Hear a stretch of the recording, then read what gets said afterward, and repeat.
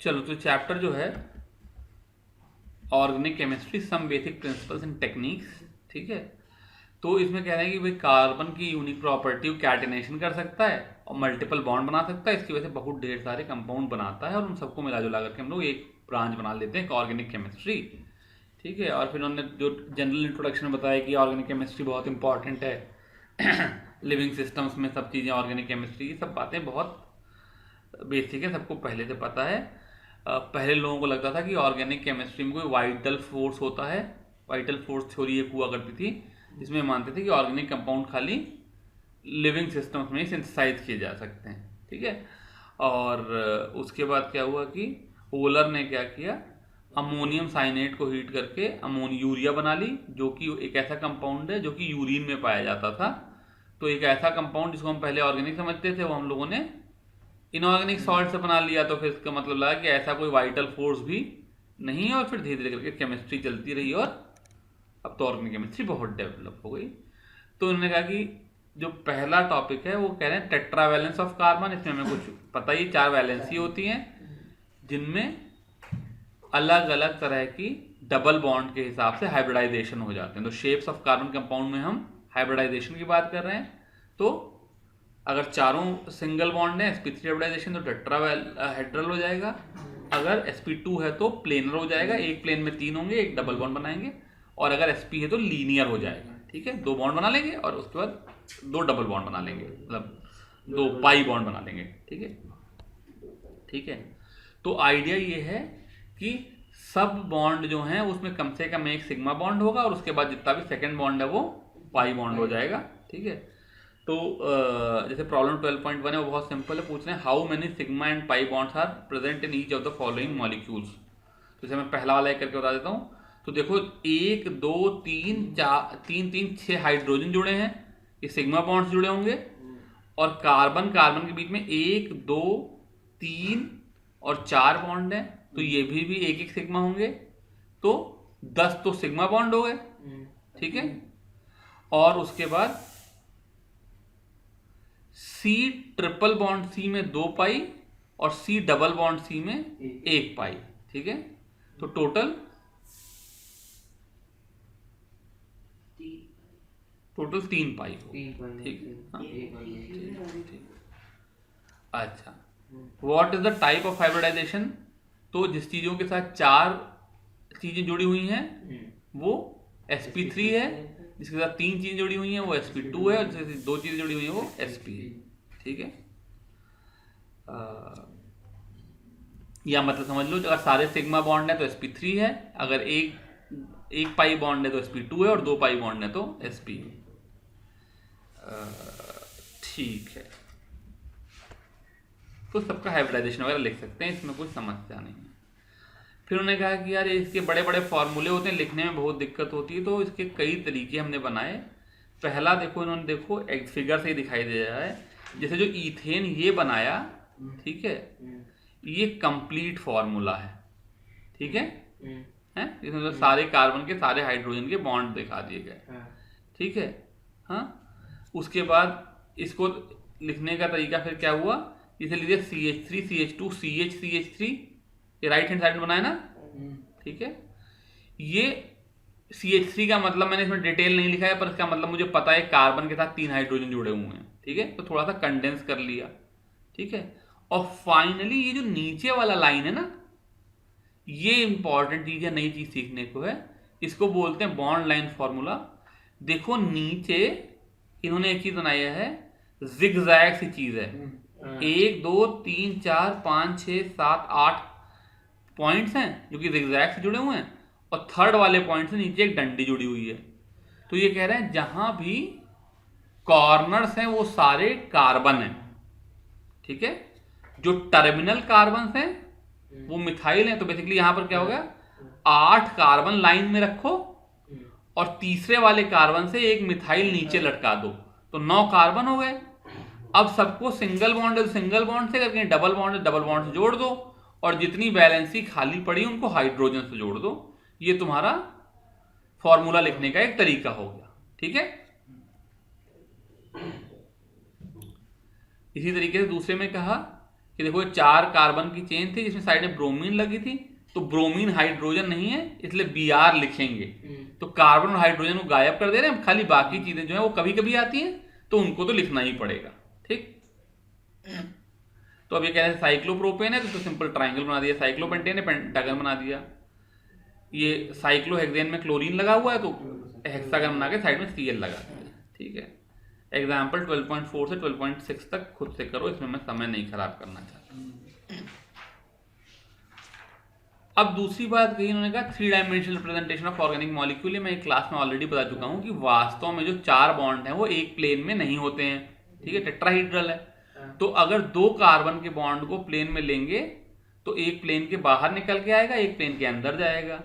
तो जो इन्होंने फिगर 12.1 दिखाया, इन्होंने कहा मैं मीथेन को जैसे इस तरह से दिखा रहा हूं, तो जो कार्बन है इसके साथ 2 बॉन्ड जो सिंगल लाइन से गिवन है ये कार्बन के प्लेन में है। ठीक है, और जो ये सॉलिड वेज है ये हाइड्रोजन निकल करके बाहर आ रहा है, और जो डैश लाइन है, डैश्ड वेज है, वो हाइड्रोजन प्लेन के अंदर जा रहा है। ठीक है, तो आगे चल करके हम लोग एक चीज पढ़ेंगे स्टीरियो केमिस्ट्री और स्टीरियो आइसोमर्स, उसमें इस तरीके के स्ट्रक्चर इंपॉर्टेंट हो जाएंगे। तो ये एक दूसरी बात हुई कि 3D representation on a 2D plane कैसे करें। भाई 2D में 2D तो दिखा सकते हैं, पर 3D को 2D में कैसे दिखाया, तो डिफरेंट सिंबल ले लिए कि लाइन का मतलब है in the plane, solid wedge का मतलब है आउट ऑफ द प्लेन, और डैश वेज का मतलब है इनटू द प्लेन। ठीक, फिर उन्होंने एक चीज ये बताई मॉलिक्यूलर मॉडल्स के बारे में बताया, ये बहुत इंपॉर्टेंट नहीं है। ठीक है, तो इसको हम लोग छोड़ रहे हैं। ठीक, ये है कि इसे लैब में बच्चों को दिखाना हो तो किस तरह के मॉडल अवेलेबल हैं। ठीक है, अब इन्होंने कहा कि क्लासिफिकेशन ऑफ ऑर्गेनिक कंपाउंड, तो ये देखो बड़े बड़े ग्राफ देख करके सारा चीज पता चल जाएगी, पढ़ने की जरूरत नहीं है। ऑर्गेनिक कंपाउंड 2 तरीके हुए, एसाइक्लिक, नाम खाली पता होना चाहिए, जिसका मतलब है ओपन चेन कंपाउंड। ठीक है ना, तो ब्यूटेन, पेंटेन, हेक्सेन, हेप्टेन ये सब एसाइक्लिक हैं, और दूसरा साइक्लिक जिसमें रिंग बन जा रही है, जैसे साइक्लोहेक्सेन, साइक्लोपेंटेन, बेंजीन। अब जब कह रहे हैं जो साइक्लिक हैं वो 2 तरीके के हैं, होमोसाइक्लिक, ठीक है, जिसमें सारी की सारी साइकिल हेलोजन की बनी हो, कार्बन की बनी हो, और दूसरा हेट्रोसाइक्लिक जिसमें रिंग में कोई एक चीज बाहर से आ गई हो, जैसे नाइट्रोजन आ जाए, जैसे ऑक्सीजन आ जाए। और जो होमोसाइक्लिक है उसमें भी एक वर्ड आ गया एलिसाइक्लिक, और दूसरा एरोमेटिक। एरोमेटिक क्या है ये 2 मिनट रुक करके बताएंगे। और एरो है साइक्लिक के अंदर है ना होमोसाइक्लिक और हेट्रोसाइक्लिक। नहीं, साइक्लिक में 2 है, होमोसाइक्लिक और हेट्रोसाइक्लिक, और होमोसाइक्लिक में एलिसाइक्लिक, जो पहला वर्ड था वो था एसाइक्लिक, इसका मतलब है साइकिल ही नहीं बन रही है, और एलिसाइक्लिक मतलब साइक्लिक है लेकिन एरोमेटिक नहीं है, और दूसरे एरोमेटिक। तो एरोमेटिक क्या है अगर ये जान जाएंगे तो बाकी जितने रिंग वाले हों और एरोमेटिक नहीं होंगे वो एलिसाइक्लिक हो जाएंगे। एसाइक्लिक नहीं, एलिसाइक्लिक। एसाइक्लिक ऊपर वाला शब्द है और एलिसाइक्लिक नीचे वाला शब्द है। और एरोमेटिक में 2 तरह के एरोमेटिक हैं, एक बेंजेनॉइड, एक नॉन बेंजेनॉइड। तो बेंजीन एक तरह का एरोमेटिक कंपाउंड है जो कि काफी रेडली अवेलेबल है। ठीक है ना, असल बात क्या है, जो हम लोग पेट्रोलियम निकालते हैं उसमें बेंजीन और बेंजीन के कंपाउंड खूब ज्यादा हैं। तो केमिस्ट्री भी हमने डेवलप करी वो उन्हीं चीजों के अबाउट डेवलप करी। तो जो वैसे तो बहुत तरह के एरोमेटिक कंपाउंड हैं, लेकिन उनमें बेंजीन से रिलेटेड कंपाउंड्स बहुत ज्यादा हैं, इसलिए वो अपने आप में एक अलग सब कैटेगरी बना दी गई। बेंजीन वाले कंपाउंड बेंजेनॉइड और नॉन बेंजेनॉइड। ठीक है, यहाँ तक कोई समस्या नहीं है। अब धीरे धीरे बात करते हैं। तो जो एलिसाइक्लिक है इनको एलिफैटिक भी कहते हैं, इसकी स्ट्रेट चेन होगी, इसमें कोई समस्या नहीं है। ठीक है, तो एसाइक्लिक को एलिसाइक्लिक का मतलब इसमें रिंग होगी लेकिन एरोमेटिक नहीं होंगे, तो इसमें भी कोई समस्या नहीं है। साइक्लोप्रोपेन हो गया, साइक्लोहेक्सेन हो गया, या साइक्लोहेक्सीन हो गया। ठीक है ना, ये मालूम है ईन का मतलब डबल बॉन्ड हो गया। ये देखो जो कंपाउंड हो गया टेट्राहाइड्रोफ्यूरॉन, इसमें बीच में ऑक्सीजन लग गई तो ये हेट्रोसाइक्लिक हो गया। ठीक है, अब हमारे जीवन में बड़ी इंपॉर्टेंट बात क्या है कि हेट्रोसाइक्लिक हमारे सिलेबस में है नहीं, तो यही जो किताब में 2-4 हेट्रोसाइक्लिक कंपाउंड्स के नाम हैं ये हमें पता होना चाहिए। बहुत से लोग कोचिंग वगैरह के मटेरियल में हेट्रोसाइक्लिक कंपाउंड्स के रिएक्शन भी दिखाने के चक्कर में पड़ जाते हैं, ऐसा कहीं एनसीईआरटी में है नहीं, ठीक है। एरोमेटिक अब अगली चीज आ गई, ठीक है। हाँ, तो हमने बेंजीन के बारे में पहले भी पढ़ रखा है बॉन्डिंग में कि बेंजीन जो है ये रिंग स्ट्रक्चर होता है जिसमें alternate double bond single bond होते हैं, जिसकी वजह से जो बेंजीन है वो किसी वजह से बहुत ज़्यादा स्टेबल होती है। तो हम कहते थे रेजोनेंस होगा तो ये स्टेबल होगी, ठीक है। यहां तक कोई समस्या? कोई समस्या नहीं। अब जैसे बेंजीन है, ठीक है, वैसे साइड में एक कंपाउंड बनो साइक्लोब्यूटेन की जगह पे साइक्लो 1,3-ब्यूटाडाइईन बना लो। कैसा होगा? साइक्लो 1,3-ब्यूटाडाइईन, ठीक है। हाँ, तो इसमें भी क्या है, 4 मेंबर की रिंग है और alternate double bond single bond है। बेंजीन में क्या है, 6 मेंबर की रिंग है, alternate double bond single bond है। तो तुमको लगेगा कि दोनों कंपाउंड ही रिलेटिवली ज्यादा स्टेबल होंगे, ठीक है। पर किसी वजह से ये कंपाउंड वेरी अनस्टेबल है और ये कंपाउंड वेरी स्टेबल है, ठीक। तो एक केमिस्ट थे हकल, उन्होंने एक ये रूल दिया, उन्होंने कहा कि ऐसे सिस्टम दोनों ये कॉन्जुगेटेड कहलाते हैं। कॉन्जुगेटेड का मतलब alternate double bond single bond, ठीक है। यानी कि इसमें और ये प्लेनर है because all carbons are sp2, ठीक है। तो इस तरह के सिस्टम में सबको sp2 हाइब्रिडाइज होना भी जरूरी है, ठीक है। अब हकल ने क्या कहा, हकल का रूल क्या है कि जिन चीजों में 4n+2 पाई इलेक्ट्रॉन होंगे ये एरोमेटिक कहलाएंगे और ये बहुत स्टेबल होंगे, ठीक है। हाँ, ये चीज कहां से 4n+2? ये नहीं हमें पता, हकल ने बताया, हमें को नहीं पता, तुमको कैसे बताएं। हकल ने किसी वजह से बताया कि जिन चीजों में 4n+2 पाई इलेक्ट्रॉन होंगे उनको एरोमेटिक कहेंगे और बहुत स्टेबल होंगे, और जिन चीजों में 4n पाई इलेक्ट्रॉन होंगे, ठीक है, क्योंकि बॉन्डेड है इसलिए हमेशा इवन नंबर ही होंगे, या तो 4n+2 होंगे या 4n होंगे, इसको ये वेरी अनस्टेबल होंगे और इसको बोलेंगे एंटी एरोमेटिक, ठीक है। हाँ? अब इसके बड़े इंटरेस्टिंग रिपरकशंस हैं, ठीक है। इसके इंटरेस्टिंग रिपरकशन क्या है, बिठा दूं उसको? हाँ। इसके रिपरकशन क्या है, जैसे मान लो एक कंपाउंड है,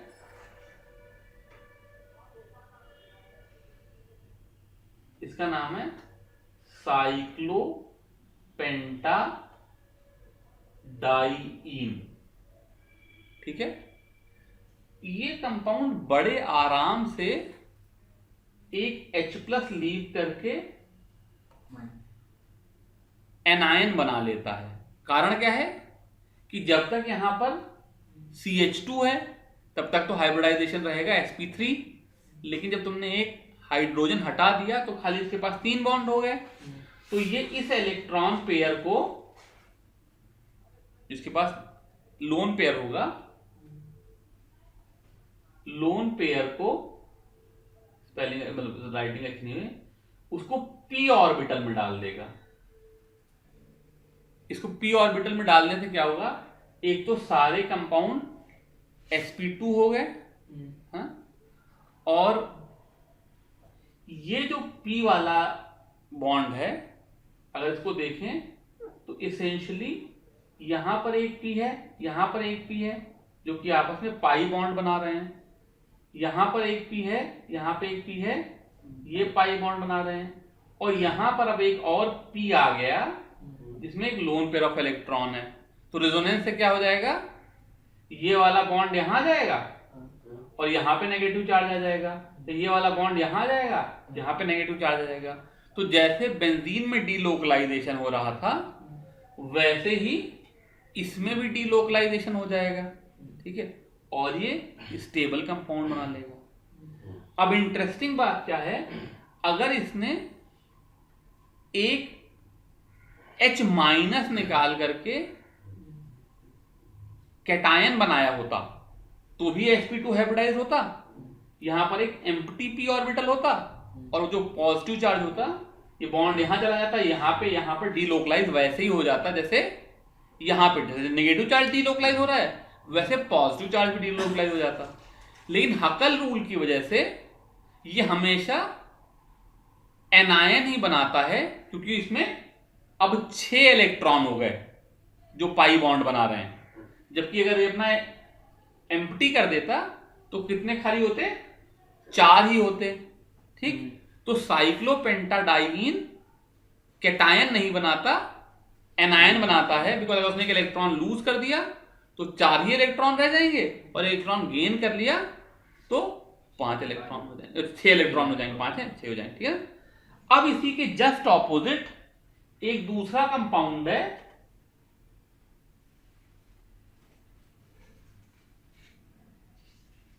साइक्लोहेप्टाट्राईन। साइक्लोहेप्टा मतलब 7 और ट्राईइन का मतलब 3 डबल बॉन्ड, ठीक है। ये फिर रिंग कंपाउंड है, इसमें ये सब लोग sp2 हाइब्रिडाइज्ड है, खाली यही वाला कार्बन sp3 है। ये क्या करेगा, फटाक से H माइनस निकाल करके, जबकि H माइनस निकालना बहुत मुश्किल है, कार्बो कैटायन बना लेगा, क्योंकि फिर जैसे यहां पर एम्प्टी ऑर्बिटल हो जाएगा, ये सारे तो p हैं ही हैं, तो सर्किल कंप्लीट हो जाएगा, रेजोनेंस हो जाएगा, तो डीलोकलाइजेशन हो जाएगा, और नंबर ऑफ इलेक्ट्रॉन कितने हो जाएंगे, 6 इलेक्ट्रॉन हो जाएंगे जो कि रेजोनेट कर रहे हैं, ठीक है। तो 6 पाई इलेक्ट्रॉन है, इसकी वजह से ये एरोमेटिक है, ठीक है।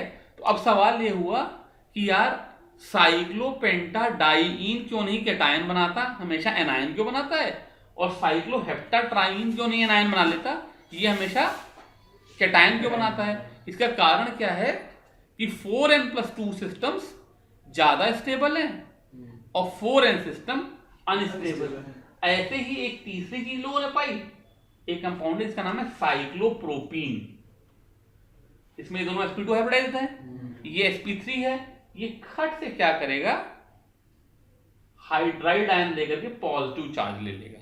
अब तीनों sp2 हाइब्रिडाइज्ड हो गए, रिंग कंप्लीट हो गई, और नंबर ऑफ इलेक्ट्रॉन कितने हैं, 2 इलेक्ट्रॉन है, जो कि 4 × 0+2 है, तो ये फिर एरोमेटिक हो गया। तो जो साइक्लोप्रोपीन है वो कैटायन बनाती है, साइक्लोपेंटाडाइईन एनायन बनाती है, और फिर साइक्लोहेप्टाट्राईन फिर कैटायन बनाती है। इसका मतलब सब लोग या तो 2 इलेक्ट्रॉन करना चाह रहे हैं, 6 इलेक्ट्रॉन करना चाह रहे हैं, 4 कोई नहीं करना चाह रहा, या 8 कोई नहीं करना चाह रहा। तो इससे पता चला कि 4n जो है वो रिलेटिवली अनस्टेबल, इसको एंटी एरोमेटिक कहते हैं, और इसको एरोमेटिक कहते हैं, ठीक है, समझे। अब क्या हुआ, तो ये कह रहे हैं aromatic compounds are special type of compound, you will learn about them compound detail in unit 13, ठीक है। They include benzene and other related ring compound called benzenoid. Benzenoid मतलब जिसमें बेंजीन की रिंग हो और दूसरी चीजें हों, जैसे मान लो मेरे पास बेंजीन पे मिथाइल रिंग लगी, जैसे एनिलीन है नीचे बना, क्या है, बेंजीन पे NH2 लगा है, तो ये बेंजेनॉइड है, बेंजीन नहीं है, लेकिन बेंजीन का स्ट्रक्चर इसमें बेंजीन जैसा है, ठीक है ना। Like alicyclic compound, aromatic compound में also have hetero atoms in the ring, ठीक है। तो इन्होंने देखो नीचे दिया है, मेरी बुक में दिया होगा, जैसे फ्यूरान है, देखो फ्यूरान में क्या हो रहा है, 2 डबल बॉन्ड है, और ऑक्सीजन के पास 2 लोन पेयर है, जिसमें से एक लोन पेयर वो p ऑर्बिटल में भेज देगा। तो ये जो ऑक्सीजन, इसका हाइब्रिडाइजेशन sp3 नहीं होगा, इसका हाइब्रिडाइजेशन sp2 होगा, एक lone pair sp2 hybridise orbital में रखेगा, एक लोन पेयर p ऑर्बिटल में दे देगा। अब ऑक्सीजन का 2 इलेक्ट्रॉन और 4 ये डबल बॉन्ड वाले, 6 हो गए, इसलिए ये स्टेबल एरोमेटिक सिस्टम है। थायोफीन में वही ऑक्सीजन, यहाँ पे सल्फर आ गया, सेम बॉन्डिंग हो जाएगा। पेरिडीन में जो नाइट्रोजन का लोन पेयर है वो sp2 में रखेगा, क्योंकि ऑलरेडी इसके पास 6 इलेक्ट्रॉन हैं, 3 डबल बॉन्ड हो गए ना, ठीक है। तो ये सब जो हैं ये हेट्रोसाइक्लिक एरोमेटिक कंपाउंड है, जो हम लोग ऑब्वियसली नहीं पढ़ेंगे, ठीक है। बेंजेनॉइड के अलावा दूसरी बात उन्होंने कही, ऐसे भी एरोमेटिक कंपाउंड पॉसिबल हैं जो कि नॉन बेंजेनॉइड हैं, जैसे इन्होंने नाम बताया ट्रोपोपोलोन। तो इसमें क्या है, 7 मेंबर की रिंग है, जिसमें से 6 तो डबल बॉन्ड जुड़े हुए हैं, और ये वाला कंपाउंड डबल बॉन्ड ऑक्सीजन के साथ बना रहा है, इसलिए sp2 हाइब्रिडाइज्ड है। तो प्लेनर स्ट्रक्चर है, ठीक है। लेकिन रिंग में, अच्छा तो मैंने ये बात लिखना भूल गया, लिख लो, जो हकल रूल है उसमें 4n+2 double pi electron on the ring होंगे, बाहर हो सकते हैं, उससे कोई समस्या नहीं है। जैसे सी डबल बॉन्ड O जो है वो रिंग पे नहीं है ना, तो उससे मेरा कोई लेना नहीं। रिंग पे जो डीलोकलाइजेशन है उसमें 4n+2 इलेक्ट्रॉन, हमने हैकल रूल में लिखा था ना 4n+2 पाई इलेक्ट्रॉन्स, तो लिख दो 4n+2 pi electrons on the ring, molecule पे नहीं। मॉलिक्यूल में बाहर तो कहीं भी और पाई इलेक्ट्रॉन हो जाए उससे कोई फर्क नहीं है, रिंग पे 4n+2 इलेक्ट्रॉन होंगे, ठीक है। तो जो ट्रोपोपोलोन है ये एरोमेटिक कंपाउंड का एग्जाम्पल है, लेकिन बेंजेनॉइड नहीं है, बेंजीन रिंग इसमें नहीं लग रही है, ठीक है। अब जो पढ़ाई हम लोग करने वाले हैं उसमें ना हम लोग नॉन बेंजेनॉइड कंपाउंड्स के बारे में ज्यादा पढ़ने वाले हैं, ना हेट्रोसाइक्लिक कंपाउंड के बारे में, बड़े क्लासिफिकेशन के लिए इन्होंने बता दिया, ठीक है। अब फंक्शनल ग्रुप क्या होते हैं हम लोग पहले से जानते हैं, ठीक ना। अल्कोहल के लिए OH, एल्डिहाइड के लिए CHO, कार्बोक्सिलिक एसिड के लिए COH वगैरह। होमोलोगस सीरीज क्या होती है हमें पता ही है, ठीक है ना। एक लोअर मेंबर है, उसमें एक और CH2 जोड़ दें तो हायर मेंबर हो जाएगा, एक और CH2 जोड़ दें तो एक और हायर मेंबर हो जाएगा, ठीक है। अब ये टॉपिक शुरू हुआ नॉमेनक्लेचर ऑफ ऑर्गेनिक कंपाउंड। यहां से वास्तव में चैप्टर सीरियसली शुरू होने वाला है, जो कि हम लोग अगली क्लास में करेंगे, ठीक है। ये एक तरह से मैंने एक छोटी सी क्लास ले ली ताकि एक इंट्रोडक्टरी क्लास हो जाए, शुरुआत का जो पोर्शन है वो छोड़ना ना पड़े मुझे।